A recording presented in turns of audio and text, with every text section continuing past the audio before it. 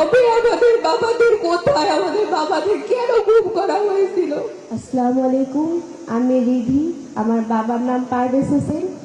2013 সালে ডিসেম্বরের 2 তারিখ আমার বাবাকে শাহবাগ থেকে তুলে নিয়ে যাওয়া হয়। আমি 2.5 বছর যখন আমার ছিল তখন থেকে আমার আম্মুর কোলে কোলে করে এখানে আসি। এখন আমি বড় হয়ে গেলাম এখানে আসতে আসতে।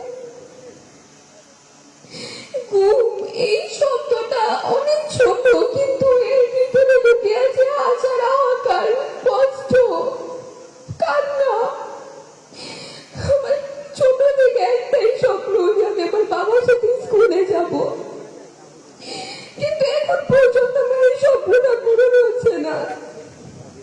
আমার এই স্বপ্নটা কি আদৌ পূরণ হবে? আমার ভাই কি বাবার মুখটা দেখতে পারবে?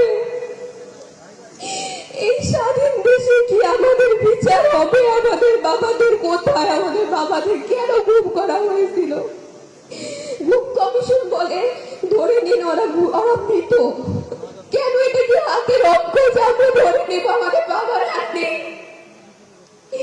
এটা দল করা কোনো অপরাধ না, দল সবাই করে।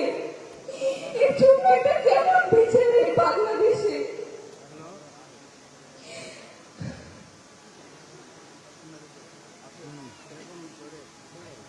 বছর যায়, নতুন বছর আসে, কিন্তু আমাদের বাবার আসে না। আমরা এই একটা বছরের বেশি হয়ে গেল 5 আগস্টের পর, কিন্তু আমরা একজন ফিরত পেলাম না।